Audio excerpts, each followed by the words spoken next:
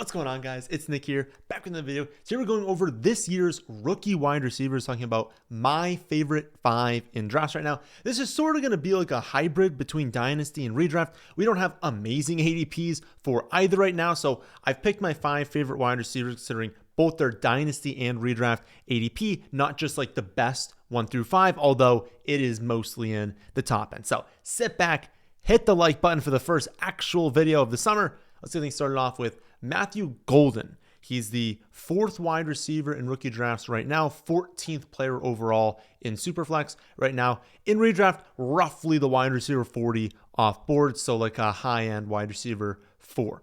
Golden was the 4th rookie wide receiver in the NFL draft, taken 23rd overall by the Packers.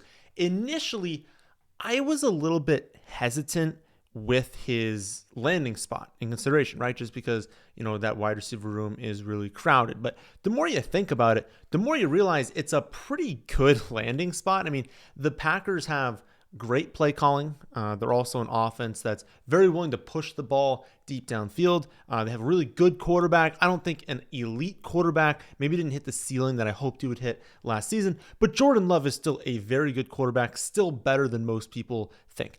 And when you look at the wide receiver room, you're like, okay, Christian Watson tore his ACL back in week 18. There's no way that he's a big part of the offense this year.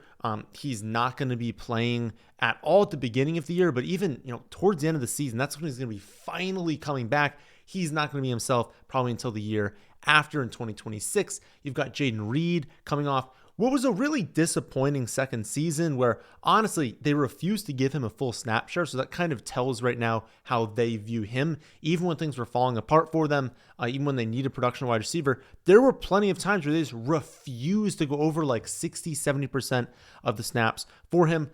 You've got, training camp king Romeo Dobbs maxed out at 674 receiving yards through 3 seasons. You've got Dontavian Wicks, who, my goodness, cannot catch anything. He is way worse than we thought. So you start looking at all that, and it's like, yeah, they have a lot of names, but they don't have anyone who's really their true wide receiver 1. And so when you consider they took a wide receiver in the first round for the first time in 23 years, I don't know. It seems fairly likely at this point that he's probably viewed right now, anything can happen in camp, but viewed right now as probably their top wide receiver. Analytically, my model doesn't love him. He's a speed wide receiver that never really had like a true dominant season. The track record of those wide receivers is not fantastic.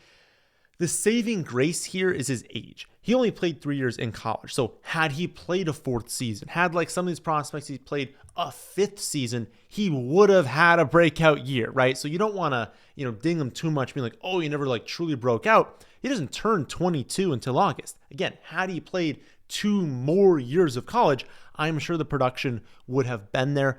I'm much more concerned about a lack of production if a wide receiver plays 4 or 5 years. At that point, it's like, okay, now you've had plenty of time to break out. You're playing against people who are way younger than you and you're still not breaking out. If you're an early declare, it's a little bit more realistic to be like, okay, yeah, it makes sense that you haven't had an amazing season. A good example is like Xavier Legette last season. He was also a late first-round pick. And while he didn't break out until like his final season, and it wasn't like that amazing year. It was a good year, but it was his 5th year, and he was nearly 23 years old. Golden had just turned 21 in his 3rd season last year. So again, don't look at the production numbers and be like, oh, he can't do anything. It's just because he's younger and he's an early declare. So I do think he's better than just the bucket of like early drafted speed wide receivers, which again does not have a super high hit rate. I think there's a pretty strong chance that he is who the Packers view as their top wide receiver, who will be their most valuable in fantasy. So I totally get being uneasy since they do spread the ball around so much, but they wouldn't have taken a wide receiver in round 1 if they were super confident in who they had, because this is still a very good team. I think they viewed last season as we should have been better, could have been better if we had a better top wide receiver. And I think that's why they went after Golden this year. So personally, like, I'm comfortable taking a shot on him as, the 4th wide receiver in your team, 5th wide receiver in your team in redraft. And then in Dynasty, I think if you weren't going running back in round 1, which it's a year you probably are going running back in round 1, but if you weren't going to do that everyone else is taking them. You're in the late first round. You want that wide receiver. I think he's a good player to draft. I'll say this, though. If you ask me who my favorite rookie wide receiver is in both Dynasty and Redraft, taking ADP into account, we'll talk about the number one at the end of the video, who's obviously the number one, but taking ADP into account, I would say Emeka Egbuka is my favorite wide receiver. He was taken 19th overall by the Bucks in this year's draft. In Dynasty, he's going 8th overall in Superflex as a wide receiver 3, Redraft being taken as a wide receiver 50 or so. Big reason there's a bigger split with his Dynasty ADP, being the wide receiver 3, and then because usually you see the wide receiver 3 in Dynasty, it's not the wide receiver 50 in Redraft. It's just because of the obvious, right? Target competition. He goes to the Bucks. They have Evans. He's had 11 straight 1,000-yard seasons. Godwin, still a fantastic wide receiver when healthy. And so he's not landing on a spot where he's jumping in, potentially being the top wide receiver on his team this season. That's why the split is so wide. Again, and I'm not saying he is, he's going to, right? There's no way he starts the season ahead of Evans, ahead of Godwin. He will be the third wide receiver on this team. It's pretty clear that this was a pick for the future for the Bucks. You've got Evans turning 32 in August. You've got Godwin being 29 years old this season. Both can still produce this year. I'm not overly concerned. You're a little bit more concerned with Evans being 32. Godwin at 29 is still fine. Obviously, both are coming towards the tail end of their careers. But again, this season, they're totally fine. It still makes sense, though. As a Bucks team, hoping to be good for years, why would you not go out and draft this kid who honestly is going to fill in beautifully for Godwin when they're done with him?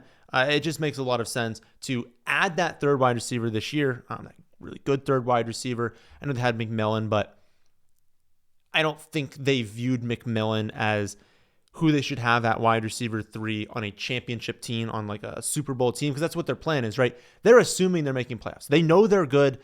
They think they can make playoffs. They think they can go far in the playoffs. And so adding that third really strong wide receiver is going to make an offense that already was really explosive even better. And again, I think it makes sense for now too. And I think the ADP at wide receiver 50 in Redraft is totally fair because you're not getting someone who's just not going to be on the field. He's going to see the field plenty. He's got a quarterback that's willing to air it out, willing to take chances. And him as a player is still very, very good. Comp-wise, he's that bigger slot wide receiver, similar to Chris Godwin, but JSN, Amon-Ra St. Brown. That's the mold of player that he is. He's by no means slot only, so he can still kind of mix in there with Godwin, but he can also play on the outside. He's incredible for zone coverage. He can just destroy in the middle of the field. I would just say confidence-wise for me, I truly have no real concerns besides the target competition. But again, I think that's totally fine. I think they can support 3 wide receivers, and one injury from either Evans or Godwin shoots that up. You never really want to draft handcuffs, being if there's an injury, it's going to be amazing.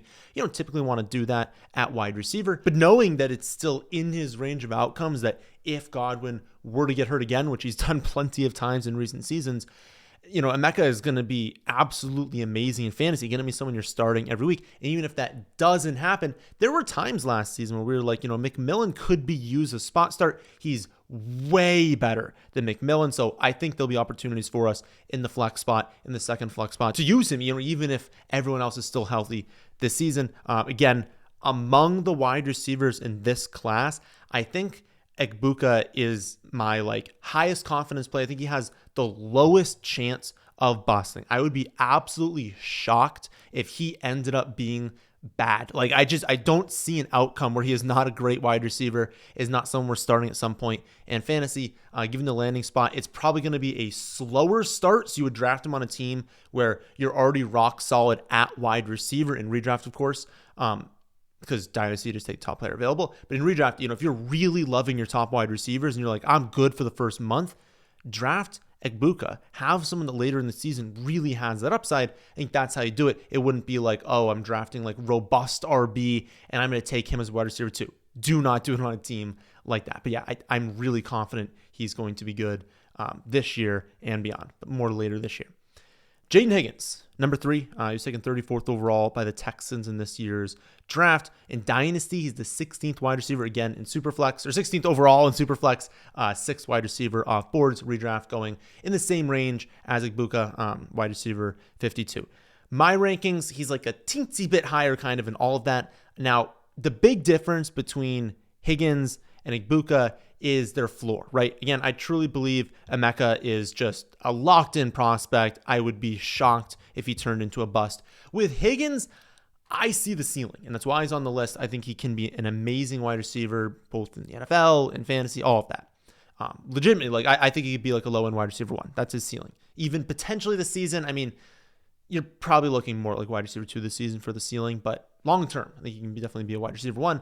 But I'll admit, like, the risks are there. In terms of that ceiling, my model's number 1 comp for him is Nico Collins, and so it's not shocking to see the Texans go after him when you have success in that sort of build with Nico. Why wouldn't you just go after someone else who has a similar skill set? But what makes him more exciting as a prospect is he can crush in the slot. And so landing on this team, you're like, oh my God, like Nico Collins is an amazing X wide receiver, is someone that is going to take all the primary coverage towards him. Like defenses are scared, obviously, of Nico Collins. And so if you had another really good slot wide receiver that's also, this bigger build that's just dominant versus over the middle field and zone coverage, like that would be amazing in fantasy.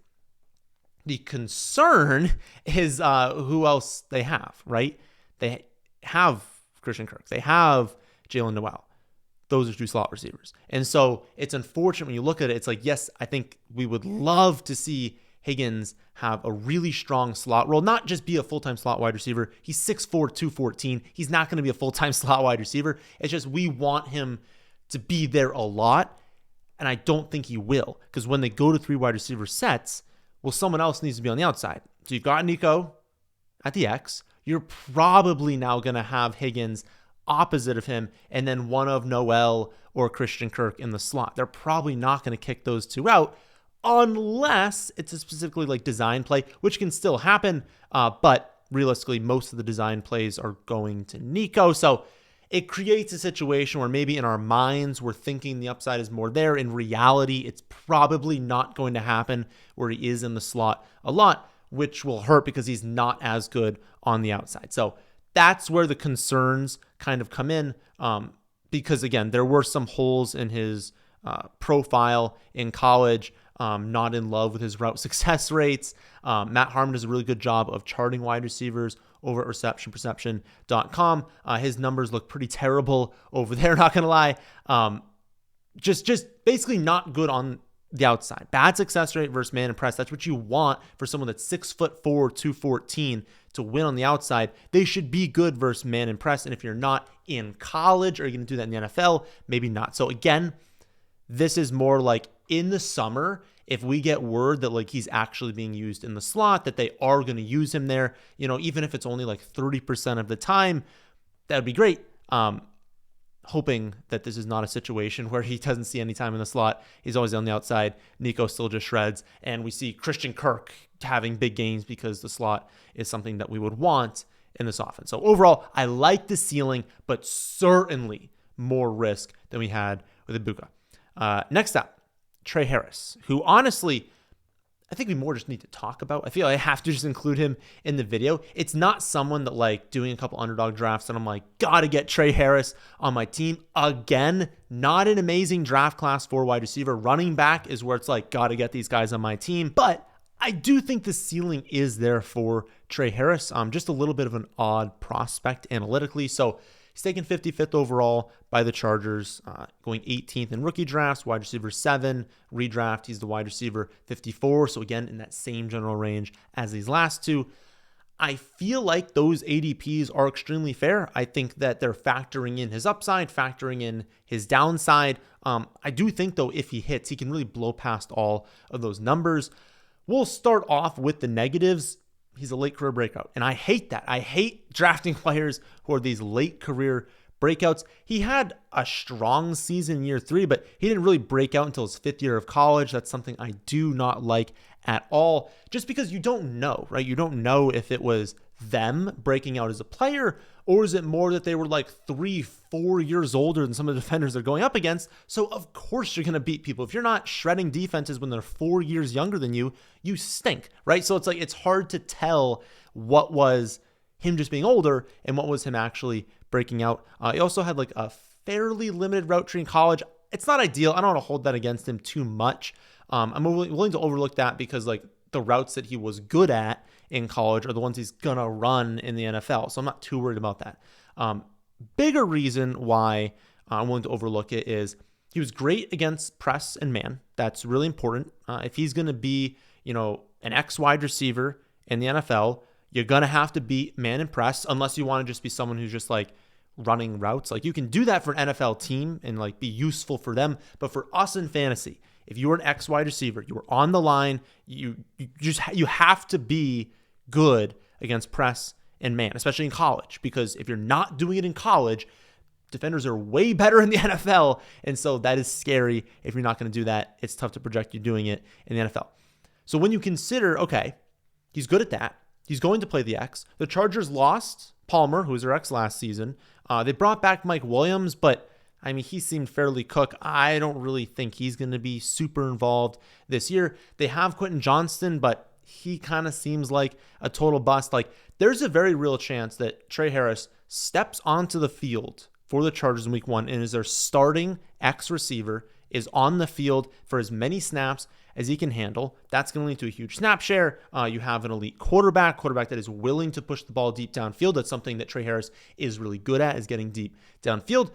And the biggest positive for him, in my opinion, last season is, yes, it was a sort of small sample. It's only 8 games, but he was so good in those 8 games that it's like it could become a situation where had he played, 11, 12 games, people had seen that stat line, he may have gone way earlier. You may be getting someone a discount. It feels to me like T. Higgins vibes, a little bit different, more just like the vibes around T. Higgins, right? We were on T. Higgins in his rookie season because if you look at his final stat line this last year in college, it was strong, but when you consider the context, it was incredible. Like Clemson was winning games by 1 million. And so he would have all this production in the first half, and the second half, they're up 30 points every game. And so they don't need to use him. So you look at the stat line at the end of the season and you're like, okay, really good, but not, jaw dropping.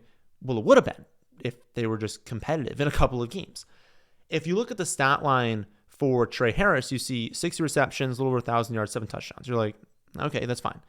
But it was through 8 games. And as per JJ Zachariason, his prorated receiving yards per team pass attempt when you adjust for competition led the class last season. As per PFF, he had the highest yards per route run of Power 5 wide receivers since they started charting back in 2014. There's been a lot of really good wide receivers, but last season from Tre Harris, from like a per route standpoint, was incredible. He was very dominant, and that production even is weighted for opponent. He was still amazing. If he gets extra opportunity and he's on the field a ton for the Chargers, he can really break out. And also consider, Jim Harbaugh did not draft Quentin Johnston like the old staff did. So there's no like allegiance there. It's nothing like Jim Harbaugh was like, this is a guy I got to get on the field. He could easily pass him in training camp. And if that happens, like he definitely has breakout potential. And it's, Justin Herbert. Like when we're drafting these quarterbacks or we're drafting these wide receiver prospects, look who the quarterbacks are for these guys that we're talking about. You're looking at Jordan Love, Baker Mayfield, CJ Stroud, Justin Herbert. Like we're targeting talented young players, but also on teams that have quarterbacks we actually trust and we know can, have high-end seasons in fantasy. We know can have multiple wide receivers, have high-end production. I think the underlying metrics are strong for Tre Harris. Landing spot is strong. Being the 7th wide receiver in rookie drafts outside the top 50 wide receiver in redraft feels very fair for what you're getting. Final word is here. We have to go over today. Probably the one we have to go over. The one you've been waiting for is Travis Hunter. I want to make it very clear. He's the top wide receiver prospect in this class. You're just paying for it, right? This video is supposed to be, like these must-draft players. We're kind of waiting for ADP. He's the 3rd overall player in rookie drafts, sometimes 2nd overall, and he's the 24th wide receiver off boards in redraft. So you are paying a steep price tag for him as a rookie. That being said, this kid is a freak athlete, and he's just an incredible wide receiver. And the duo of him and Brian Thomas Jr. is going to be a nightmare for defenses to deal with. Matt Harmon has him with an all-green route tree, 92nd percentile success rate versus man, 97th percentile success rate versus zone, 97th percentile success rate versus press coverage. He is going to be a stud, and I'm pretty confident in predicting, near full-time wide receiver role for him. I know that there's some hesitation with people since we don't yet know what the split's going to be between wide receiver and cornerback, like how much he's going to play of each, but early comments do suggest that he's going to be a wide receiver first as he learns defense. So it's probably going to be a situation where he's out there for most plays on offense, and then he's pulled in maybe sometimes in the red zone, key third downs, late game situations at corner, but that you're getting virtually all of the snaps that you would if he was just a full-time wide receiver. So it wouldn't be something to worry about at all. Technically, yes, it does increase his injury risk because he's going to be out there at times, not even capable of scoring fantasy points for you, but then potentially getting injured. So obviously you don't love that, but this kid is such a special athlete that it's truly just not a concern for me. Also, I know a lot of people are down on Trevor Lawrence, and I fully know that he's not as good as many people thought he could be when he was drafted. People throwing around like generational prospect for him. Certainly not the case, but this is still objectively a good landing spot. You've got Brian Thomas Jr. on the opposite side being the primary focus of every team's top corner. Every team's safety is going to be looking that direction because he's such a threat downfield. And Trevor Lawrence is still absolutely capable of supporting two high-end fantasy producers. And behind them, you have Diami Brown. You've got Parker Washington, maybe Gabe Davis if they keep him, Brenton Strange.